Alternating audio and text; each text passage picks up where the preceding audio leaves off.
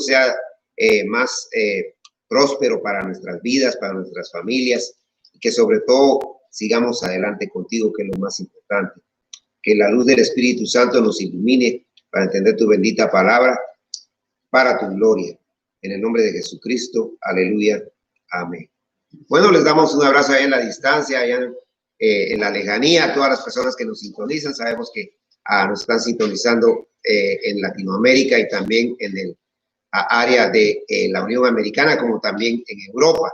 Así es que vamos a tocar ahora sí el tema que está en 2 Corintios capítulo 5 y del versículo 11 al 21. Y aquí nos va a hablar prácticamente el apóstol San Pablo.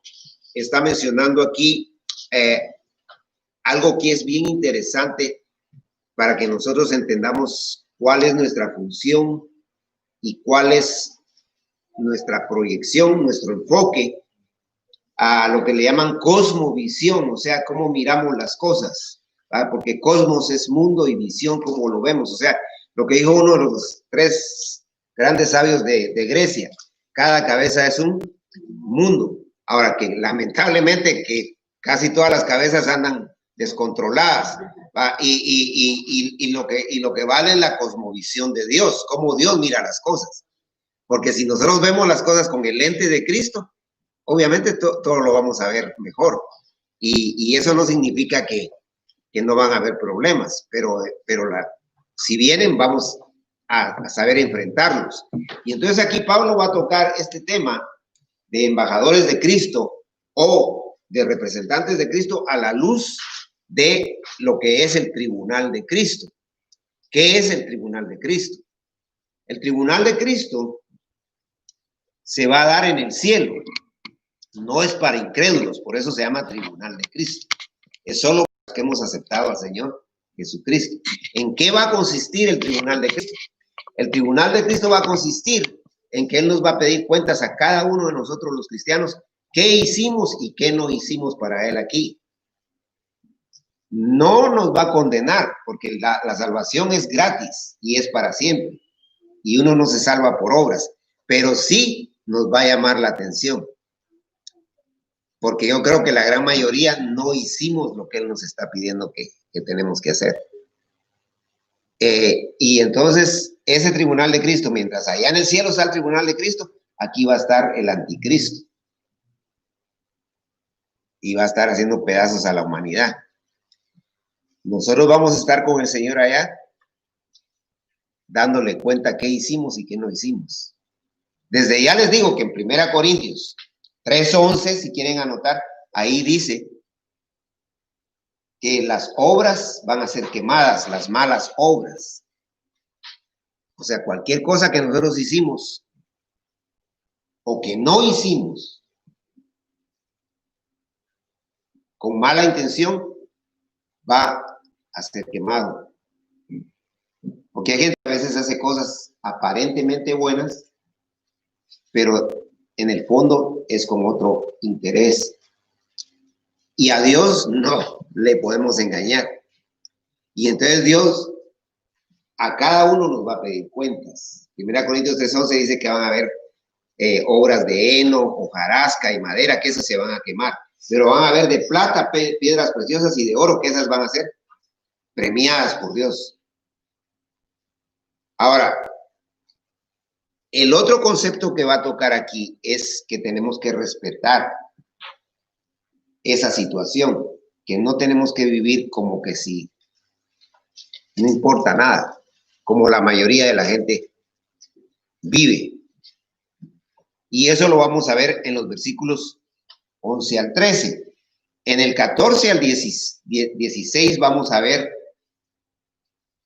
que nuestra motivación debe ser lo que hizo Él por nosotros. Que Él cargó el pecado de todos por salvarnos a nosotros y que Él por amor nos está bendiciendo y ayudando. Y no solo a nosotros, sino que a toda la humanidad. Y de último, vamos a ver nosotros la diferencia que hay entre lo que es la reconciliación, que a veces hay gente que no lo entiende, y lo que es la regeneración, que también a veces hay gente que no lo entiende. Porque generalmente en el lenguaje humano reconciliar es cuando uno está peleando con una persona y se pone a cuentas con ella y ya se perdonan y todo. Eso es en el lenguaje humano. Y regenerar es cuando una persona bebe mucho licor y deja de tomar y ese ya se regeneró. Para nosotros así es, pero para Dios ese lenguaje es diferente. Vamos entonces a ver en el versículo 11 y dice aquí, antes de entrar al 11, el 10. Porque es necesario que todos nosotros comparezcamos ante el tribunal de Cristo. Ahí está, todos nosotros. Y dice Pablo nosotros porque se refiere a cristianos. Aquí no entran los incrédulos. Los incrédulos, acuérdense que los incrédulos van a un juicio final. Nosotros no vamos al juicio final. El creyente no va a ser juzgado en el juicio final. Solo el incrédulo. En el juicio del gran trono blanco. Ahí todos van a ser juzgados para ir al infierno. Hayan hecho cosas buenas o no. Hayan sido los más buenas gentes de todo el mundo. Se les haya puesto una estatua en su país por ser los grandes héroes de la nación. Pero como no tienen a Cristo, se van al infierno. Según Dios. Según la cosmovisión de Dios. Y entonces dice aquí en el 10, porque es necesario que todos nosotros comparezcamos ante el tribunal de Cristo para que cada uno reciba según lo que ha hecho. Mientras estaba en el cuerpo, sea bueno o sea malo. Ahí está. Mientras vivimos aquí, Dios nos va a juzgar porque Él es el único que tiene derecho a juzgar. Hay gente que a veces se atreve a querer juzgar. Y quiere decir, esa hermana acá, ¿y ellos qué? Porque casi siempre señalan con un dedo, pues si ustedes se dan cuenta, los otros dedos están señalando para acá. ¿Ah? Y entonces yo no puedo juzgar a mi hermana porque no tengo la prerrogativa que tiene Dios. Dios sí puede juzgar porque Él es perfecto y Él es Dios.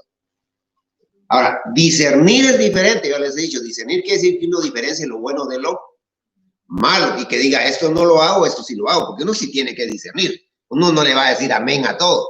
¿Verdad? Pero juzgar, el único que tiene derecho a juzgar es Dios. Y Dios nos va a juzgar a nosotros, a los mismos cristianos, pero no para condenarnos.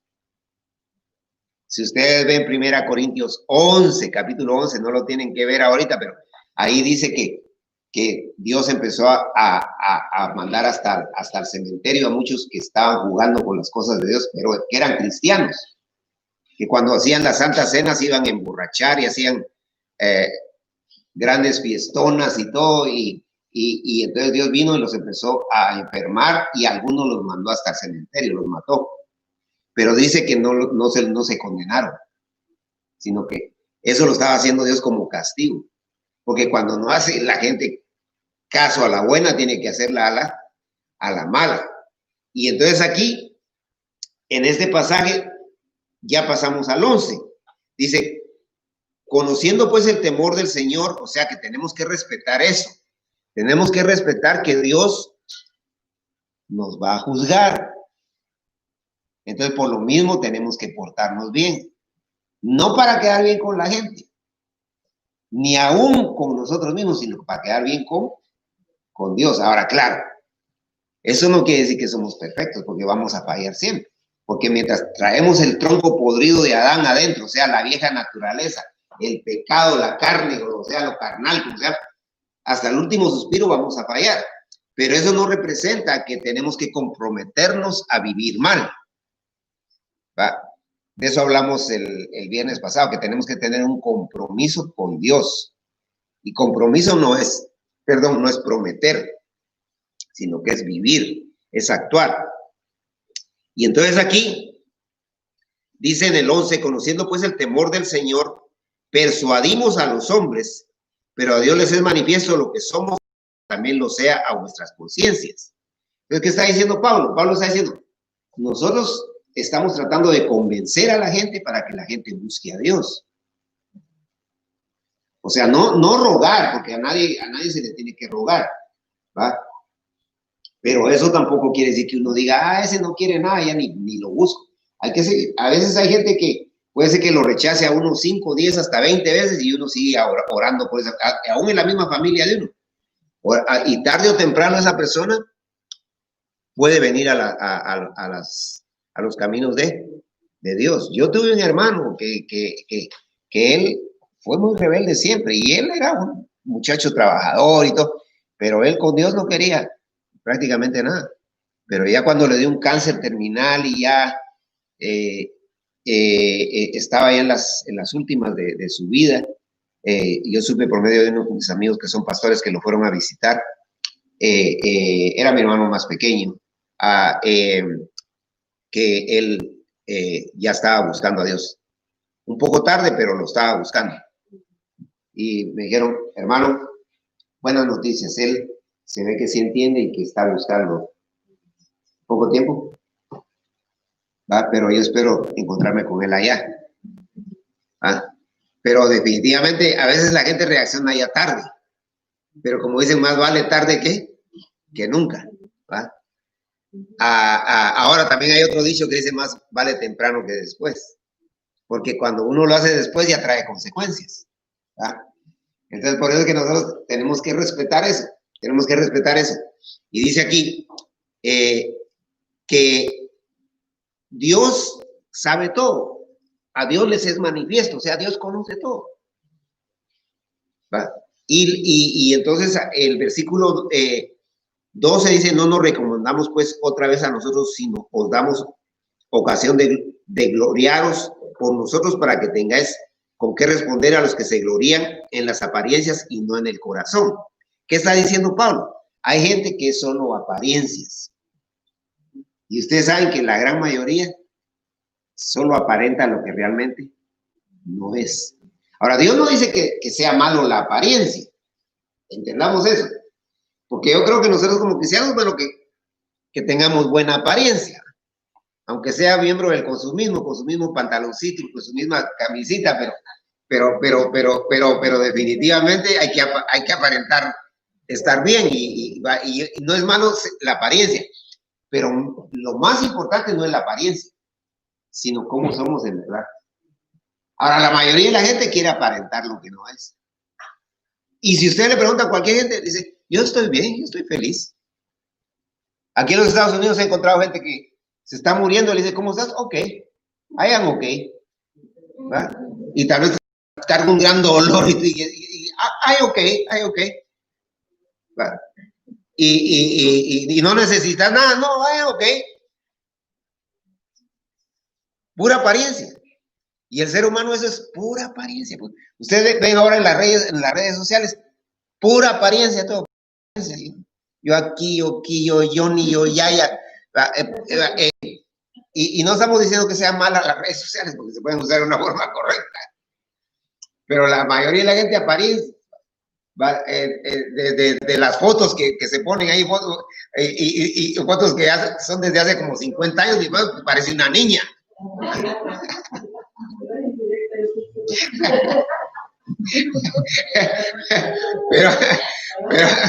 pero la cosa es de que tenemos que tener mucho cuidado porque las apariencias engañan. Las apariencias engañan. Y cuando hablamos de apariencias no solo hablamos de figura, también de expresiones. Hay gente que expresa, como les decía, ay, ok, hay gente que dice, no, que lo máximo, que aquí, que... Y realmente, si uno se da cuenta, eso no existe. Entonces es lo que dice Pablo aquí. Nosotros no queremos aparentar, nosotros queremos ser. Pero hay gente que a pesar de que uno está tratando de vivir bien, siempre lo va a criticar. Siempre va a hablar mal de uno. Y entonces Pablo dice, cuando hablen mal de mí, díganles, ustedes me conocen a mí. Es lo que está diciendo en ese versículo. Ustedes díganle, Pablo, él sí vive lo que dice. Y Pablo no lo está haciendo por querer sobresalir y decir, digan que yo soy el número uno, sino que le está diciendo, cuando ellos vengan con malas actitudes con ustedes me conocen. ¿Va? Y ustedes saben que eso pasa muchas veces. Usted tiene un familiar o un amigo y alguien viene a hablarle mal de esa persona a usted dice, tal vez le deja que le hable, pero usted dice, no, yo conozco a esa persona no es así. Porque para malinformar, rápido, desacreditan a una persona. Y entonces, la palabra de Dios es interesante lo que está tocando aquí Pablo, dice aquí en el versículo 13, porque si estamos locos es para Dios y si somos cuerdos es para vosotros. ¿Qué está diciendo Pablo aquí?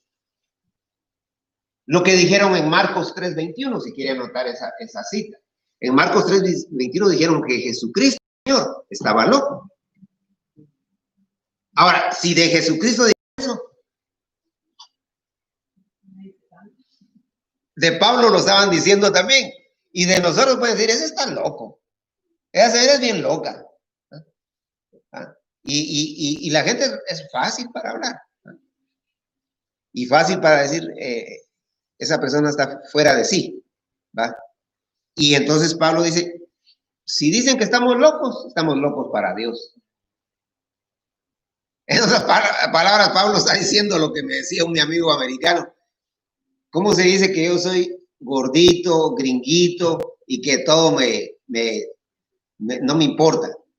Entonces yo le digo, decirles, y yo le dije en español, decirles yo soy gordito.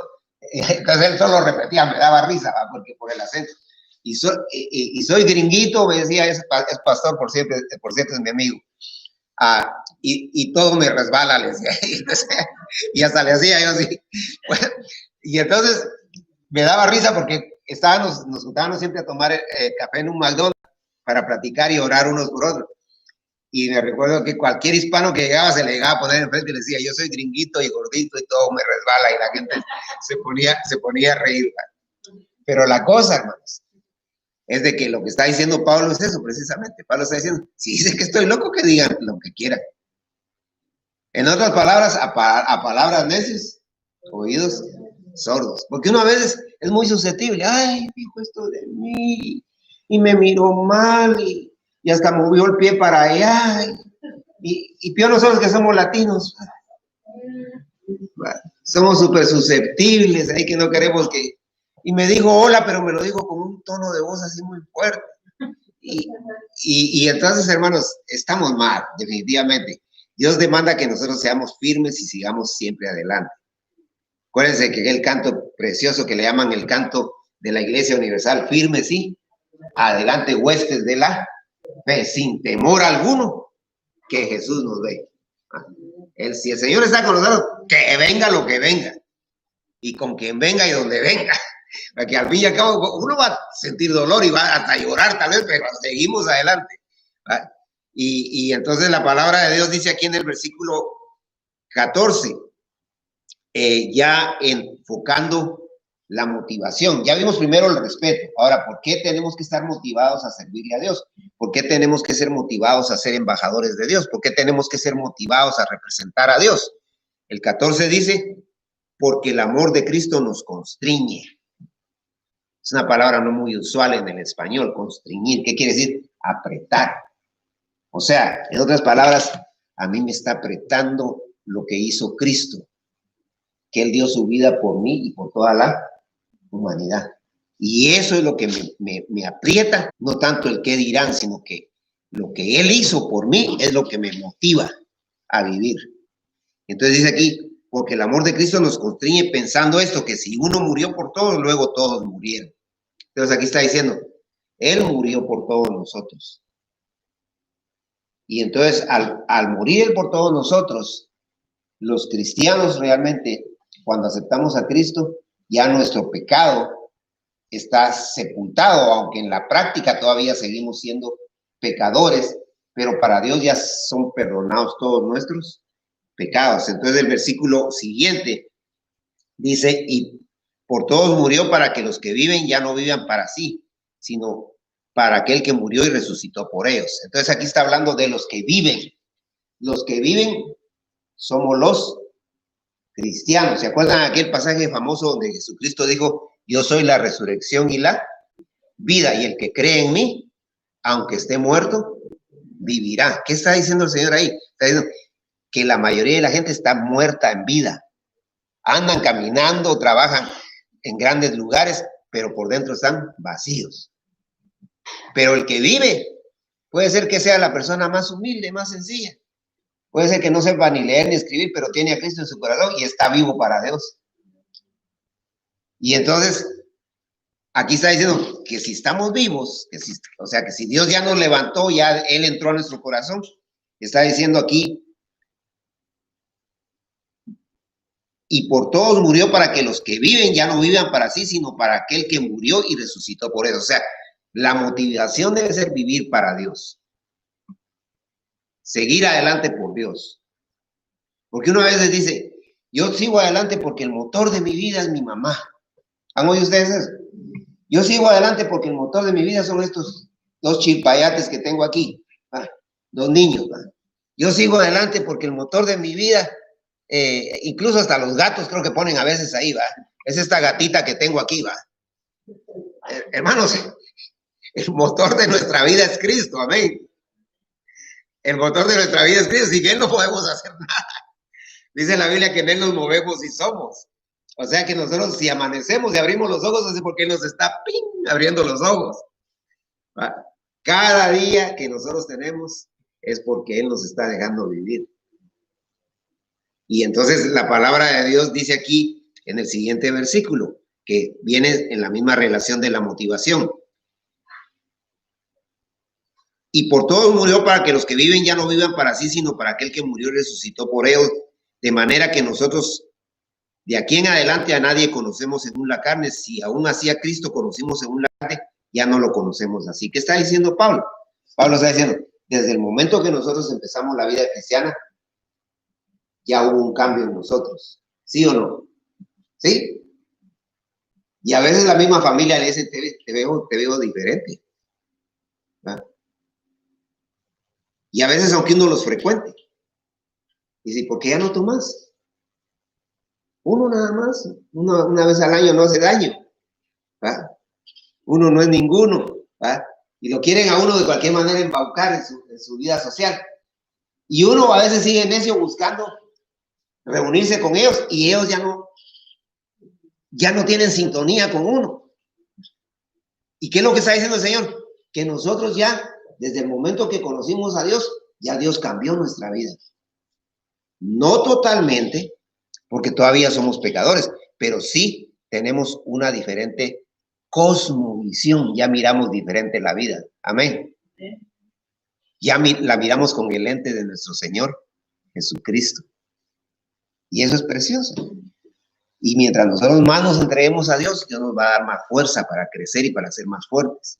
Y entonces la palabra de Dios ya nos entra al versículo 17, que el versículo 17 ya nos habla la diferencia que yo les decía de lo que es la reconciliación y lo que es también la regeneración.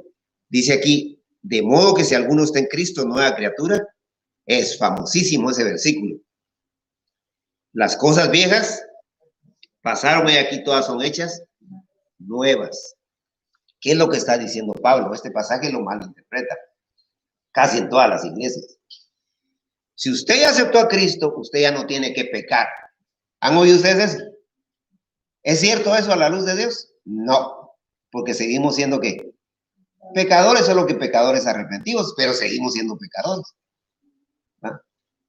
Ahora, le dicen a la persona, como usted ya es una nueva criatura, usted tiene que pasar aquí al frente de todos y prometer delante de todos estos testigos que usted de aquí para adelante, lo más importante que les interesa a ellos, por supuesto, no es la oveja, sino que la lana de las ovejas, usted tiene que ofrendar, dar su diezmo.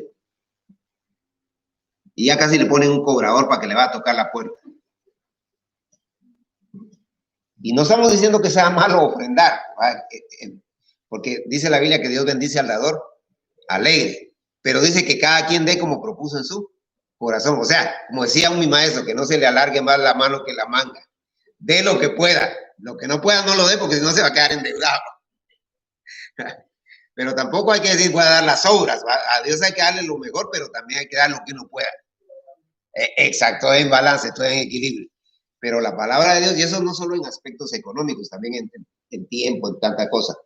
Pero lo que está diciendo aquí es, de modo que si alguno está en Cristo, nueva criatura, es que quiere decir que ya existió la regeneración. ¿Qué es la regeneración para Dios? Que en el momento que nosotros aceptamos al Señor Jesucristo, ¿se acuerdan lo que le dijo él a Nicodemo? El que no naciere de nuevo no verá el reino de los cielos. Y entonces él le dice, ¿y puede uno después de haber nacido, ir otra vez al vientre de la madre, casi hablando de la reencarnación, estaba Nicodemo. Le dice, no, tiene que nacer del agua y del espíritu. Le estaba diciendo que tenía que ser limpio por Dios. Y eso es lo que pasa cuando nosotros aceptamos al Señor. Él nos perdona de una vez y para siempre. Y entonces Él implanta, es como poner una semillita. Es un ejemplo, ¿va? Es como que Él pone la semilla de Cristo en cada uno de nosotros. Pero esa semilla ya no va a salir de ahí.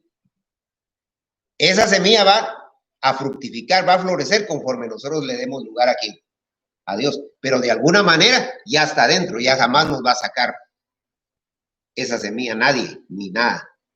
Entonces, eso es el nuevo nacimiento. De modo que si alguno está en Cristo, nueva criatura es. Las cosas viejas pasaron. O sea, lo que pasó ya no lo podemos volver a regresar. Y por eso nosotros sabemos que definitivamente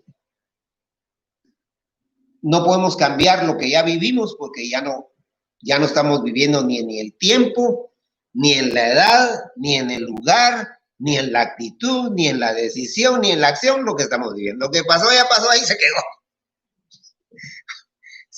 Si fue malo, pues lo siento. Buen ejemplo de mi hermana, como los hijos.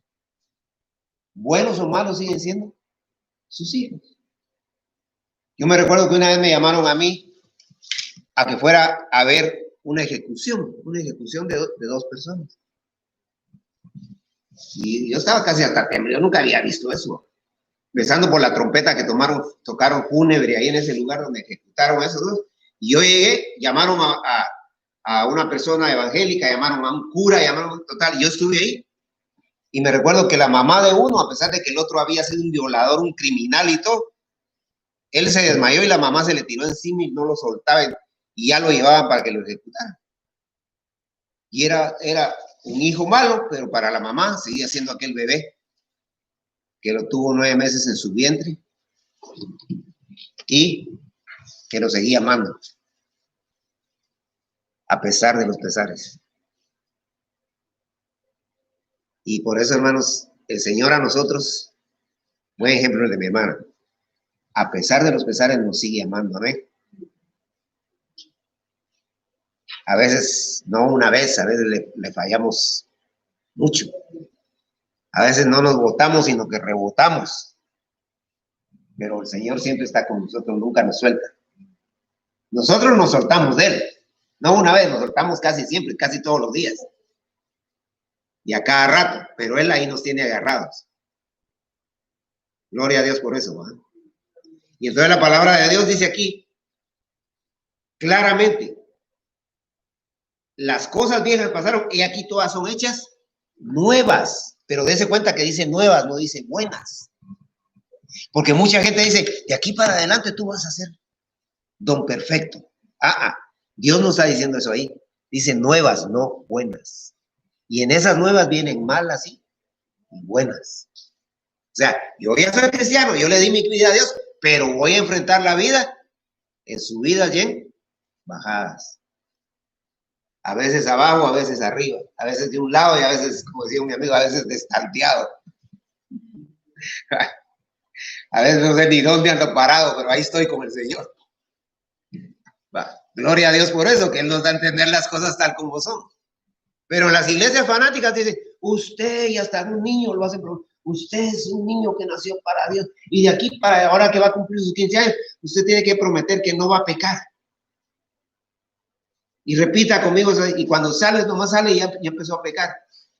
Y ni siquiera ha salido, creo que hasta ahí mismo adentro empieza a pecar. Y entonces, ¿qué pasa? Que ese niño se encuentra con que no es cierto nada de eso. Y entonces en lugar de subirse viene más para abajo, ¿sí o no? Porque el fanatismo religioso enloquece a la gente. Versículo 18. Y todo esto proviene de Dios, quien nos reconcilió, ahí está la reconciliación, consigo mismo por Cristo y nos dio el misterio de la reconciliación. ¿Qué está diciendo? Dice que Dios hizo un trato. Dios hizo un trato. En la Santa Trinidad, ellos decidieron, uno de nosotros tiene que ir a dar la vida por la humanidad. Y determinaron que fuera el Hijo de Dios, el Hijo eterno, porque Él nunca fue creado. Siempre estuvo con el Padre y con el Espíritu Santo. A ti te toca, tú tienes que ir a dar la vida por toda la humanidad. Porque la humanidad está descarriada. Adán falló, dejó a toda la humanidad mal. Adán era el embajador de toda la humanidad. Y cuando él falló, nos dejó mal a todos. Él cayó y nos dejó caídos a todos. Y entonces, la única manera de reconciliar, la única manera es que hagamos un trato. Un trato va a ser que tú vas a ir, tú vas a morir por nosotros, por toda la humanidad. Y entonces, la gente que quiera va a venir otra vez a mí. Y por eso está aquel famoso pasaje que dice, porque de tal manera amó Dios al mundo. O sea, Dios, el Padre, el Hijo y el Espíritu Santo nos ama, por amor fue. Porque de tal manera amó Dios al mundo que ha dado a su Hijo unigénito, o sea, único en su clase, que a la vez es Hijo y a la vez es Dios. Para que todo aquel que en Él crea no se pierda y tenga vida eterna. Ese pasaje a mí todos los días se me presenta. ¿Por qué? Porque todos los días entro al 3:16. Ustedes saben que eso está en San Juan 3:16. Yo para ir al trabajo tengo que entrar al 3:16. Ahí el Señor me dice, porque de tal manera amó Dios al mundo. Y me está mandando a predicar, y me está diciendo, háblale a los demás de mí. Porque para eso es que somos embajadores, representantes de Cristo. La palabra de Dios, ya terminando, dice que nos dio ese ministerio, o sea, ese servicio, que nosotros tenemos que hablarle a otros, orar por otros, entender a otros. Porque si nosotros éramos enemigos y Él nos alcanzó, nosotros no tenemos que decir, es que esa persona es tremenda y es agresiva y es ofensiva. Y claro, tenemos que tener cuidado también. Pero aunque sea agresivo o ofensivo y todo, hay que orar por él o por ella, ya que no se le puede hablar, pues por lo menos orar. Y entonces, de alguna manera, de repente se va a sorprender y va a decir, y esta persona cambió. ¿Y cómo cambiaste? Pues alguien me habló del evangelio y ahí sus oraciones van a tener respuesta. Va a decir, yo estuve orando por esa persona. Versículo 19. Que Dios estaba en Cristo reconciliando consigo al mundo, no tomándoles en cuenta a los hombres sus pecados, y nos encargó a nosotros la palabra de la reconciliación. O sea, nosotros somos los embajadores de Dios, los representantes de Dios, para que le hablemos a otros. Pero a veces nosotros no queremos ni siquiera abrir la Biblia. Y entonces tenemos que empezar por nosotros mismos. Versículo 20. Así que somos embajadores en el nombre de Cristo. Ahí está, somos embajadores. Usted sabe, un embajador representa a su nación. ¿Y cómo la tiene que representar? Bien. Se tiene que comportar bien. Para que digan, está representando, por ejemplo, a El Salvador. Este señor del Salvador se ve que es una buena persona, ¿no? Y está hablando, quedando bien para que su país sea tomado en cuenta. Pero si un embajador se porta mal, hasta lo expulsan. Lo expulsan. ¿Han oído ustedes que hay embajadores que los expulsan de las naciones? Porque se portan mal. ¿Va? Y entonces por eso nosotros tenemos que ser embajadores de Cristo. ¿Qué significa eso? Primero que todo tenemos que portarnos bien, que es lo más difícil. Perfectos no, porque fallamos, pero portarnos bien. Segundo, hablarles a los demás de Cristo. Somos embajadores de Cristo. Versículo 21. Dice la palabra de Dios, al que no conoció pecado, por nosotros lo hizo pecado, para que nosotros fuésemos hechos justicia de Dios en él. ¿Qué está diciendo? Cristo, Él no conoció pecado, porque Él es Dios. Él es perfecto. Pero ¿qué hizo Dios? Y esto hay gente que no entiende. Dios puso el pecado de toda la humanidad. Eso se llama pecado imputado. O sea, los que debíamos éramos nosotros. La paga del pecado es muerte, o sea, teníamos que ir al infierno. Pero él vino y dijo, pongan el pecado de ella, de él, a mi cuenta. Eso se llama imputado. Y no solo le pusieron el pecado a la cuenta, sino que el pecado en sí, todo el pecado de la humanidad, lo pusieron en el Señor. Y el Señor cargó el pecado de toda la humanidad. ¿Se acuerdan en el sermón de las 7 palabras? Una de ellas, aunque todas son impactantes y grandes y trascendentes y formidables y preciosas y maravillosas, dice, Padre, ¿por qué me has abandonado o desamparado? Porque el Padre, cuando vio todo el pecado, lo negro del pecado, ahí estaba el crimen, ahí estaba la violación, la corrupción, ahí está todo eso negro del pecado en su hijo. El Padre se volteó y ya no quiso ver a su hijo.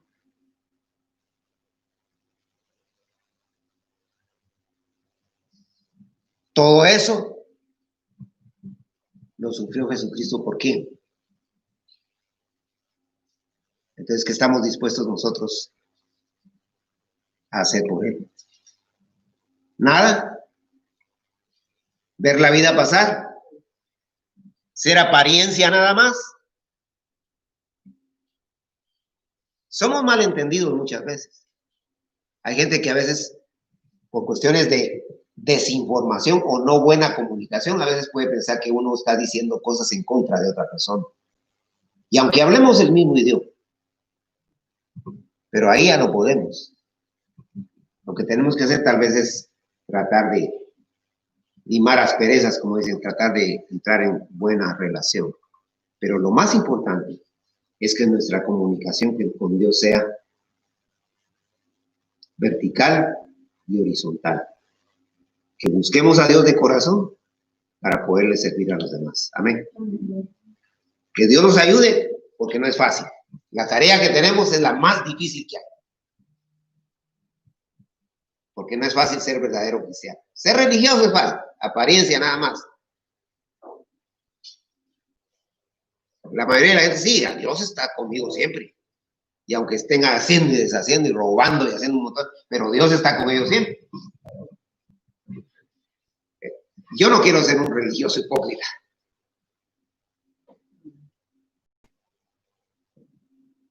Pongámonos en las manos de Dios, porque solo Él puede ayudarnos a ser mejores personas.